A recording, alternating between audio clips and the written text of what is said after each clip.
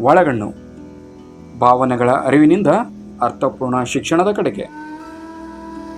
ನಮಸ್ಕಾರ ಸ್ನೇಹಿತರೆ, ಇಂದು ನಾನು ಮಾತನಾಡಲಿರುವ ವಿಷಯ ನಮ್ಮೆಲ್ಲರ ಜೀವನಕ್ಕೆ ತುಂಬ ಹತ್ತಿರವಾದದ್ದು.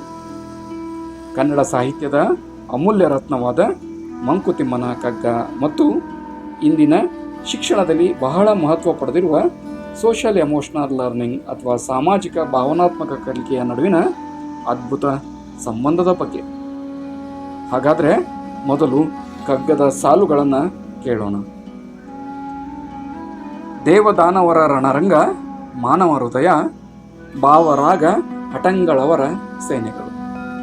ಭೂ ವಿಭವ ಜಯಗಳ ಭ್ರಾಂತಿಯಲ್ಲಿ ಮರೆಯುವರು ಜೀವಾಮೃತವನವರು ಮಂಕುತಿಮ್ಮ. ಜೀವಾಮೃತವನವರು ಮಂಕುತಿಮ್ಮ. ಅದ್ಭುತ ಅಲ್ವೇ ಸ್ನೇಹಿತರೆ? DVG ಅವರು ನಮ್ಮ ಹೃದಯವನ್ನೇ ಒಂದು ಯುದ್ಧ ಭೂಮಿಯಂತೆ ಚಿತ್ರಿಸಿದ್ದಾರೆ. ಯಾಕೆ ಗೊತ್ತಾ?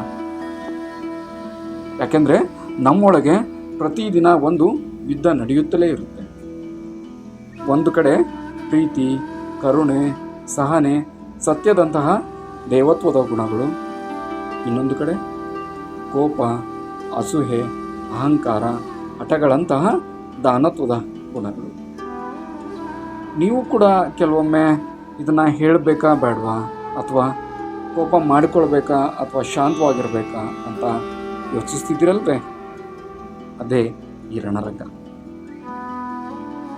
ಇದನ್ನೇ ಇಂದಿನ ಶಿಕ್ಷಣ ತಜ್ಞರು ಸೆಲ್ಫ್ ಅವೇರ್ನೆಸ್ ಅಥವಾ ಸ್ವ ಅರಿವು ಅಂತ ಕರೀತಾರೆ. ನನ್ನೊಳಗೆ ಏನು ನಡೀತಿದೆ, ನಾನು ಏಕೆ ಕೋಪಗೊಳ್ತಾ ಇದ್ದೀನಿ, ನನ್ನನ್ನು ಹೆಚ್ಚು ಸಂತೋಷಪಡಿಸೋದೇನು? ಈ ಪ್ರಶ್ನೆಗಳಿಗೆ ಉತ್ತರ ಹುಡುಕೋದೇ ನಿಜವಾದ ಸ್ವ ಅರಿವು. ಇನ್ನು ಮುಂದಿನ ಸಾಲು, ಭಾವರಾಗ ಹಠಂಗಳವರ ಸೇನೆಗಳು. ಇಷ್ಟು ಆಳವಾದ ಮಾತು. ನಮ್ಮ ಭಾವನೆಗಳು ನಮ್ಮನ್ನು ಆಳಲು ಶುರು ಮಾಡಿದರೆ ಜೀವನ ಗೊಂದಲವಾಗುತ್ತೆ. ಆದರೆ ನಾವು ನಮ್ಮ ಭಾವನೆಗಳನ್ನ ಅರ್ಥ ಮಾಡಿಕೊಂಡು ನಿಯಂತ್ರಿಸಿದರೆ ಮನಸ್ಸು ಶಾಂತವಾಗಿರುತ್ತೆ. ಇದನ್ನೇ ಸೆಲ್ಫ್ ಮ್ಯಾನೇಜ್ಮೆಂಟ್ ಅಥವಾ ಸ್ವಯಂ ನಿಯಂತ್ರಣ ಅಂತ ಅಂತಾರೆ. ಇನ್ನು DVG ಅವರು ಹೇಳುವ ಮತ್ತೊಂದು ಎಚ್ಚರಿಕೆ, ಭೂ ವಿಭವ ಜಯಗಳ ಭ್ರಾಂತಿ.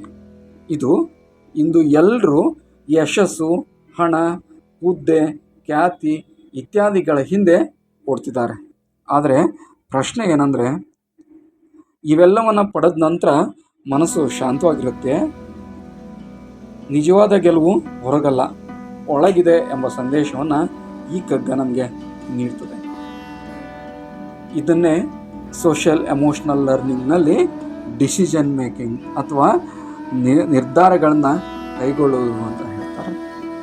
ಇನ್ನು ಕೊನೆಯದಾಗಿ ಜೀವಾಮೃತದ ಬಗ್ಗೆ ಮಾತನಾಡಿದ್ದಾರೆ. ಈ ಒಂದು ಪದದಲ್ಲೇ ಇಡೀ ಜೀವನದ ಸಾರ ಅಡಗಿದೆ. ಜೀವಾಮೃತ ಅಂತಂದರೆ ಆತ್ಮಶಾಂತಿ, ಮಾನಸಿಕ ಸಮತೋಲನ, ಮಾನವೀಯತೆ, ಜೀವನದ ಅರ್ಥ, ಒಳಗಿನ ಸಂತೋಷ. ಸ್ನೇಹಿತರೆ, ಒಂದು ಕ್ಷಣ ಯೋಚಿಸಿ, ನಿಮ್ಮ ಮನಸ್ಸೊಳಗೆ ಯಾವ ಸೇನೆಗಳು ಹೋರಾಡ್ತಿವೆ? ಹೊರಗಿನ ಯಶಸ್ಸು ಮುಖ್ಯವೇ ಅಥವಾ ಒಳಗಿನ ನೆಮ್ಮದಿಯ ಮುಖ್ಯವೇ? ನಿಮಗೆ ಜೀವಾಮೃತ ಅಂತಂದರೆ ಏನು? ಈ ಪ್ರಶ್ನೆಗಳಿಗೆ ಉತ್ತರ ಹುಡುಕುವ ಪ್ರಯತ್ನವೇ ನಿಜವಾದ ಶಿಕ್ಷಣ. ಇಂದಿನ ಕಾರ್ಯಕ್ರಮ ಮುಗಿಸುವ ಮುನ್ನ DVG ಅವರ ಈ ಸಂದೇಶವನ್ನು ಮತ್ತೊಮ್ಮೆ ನೆನಪಿಸ್ಕೊಳ್ಳೋಣ. ಭೂ ವಿಭದ ಗೆಲುವಿಗಿಂತ ಮನಸ್ಸಿನ ಗೆಲುವು ದೊಡ್ಡದು. ಏಕೆಂದರೆ ಅದು ಮನುಷ್ಯನನ್ನು ಯಶಸ್ವಿ ಅಷ್ಟೇ ಅಲ್ಲ, ಸಾರ್ಥಕನನ್ನಾಗಿಯೂ ರೂಪಿಸುತ್ತೆ. ಇದೇ ನಮ್ಮ ಇಂದಿನ ಸಂಚಿಕೆ. ಮುಂದಿನ ಸಂಚಿಕೆಯಲ್ಲಿ ಮತ್ತೊಂದು ಸುಂದರ ವಿಷಯದೊಂದಿಗೆ ಭೇಟಿಯಾಗೋಣ.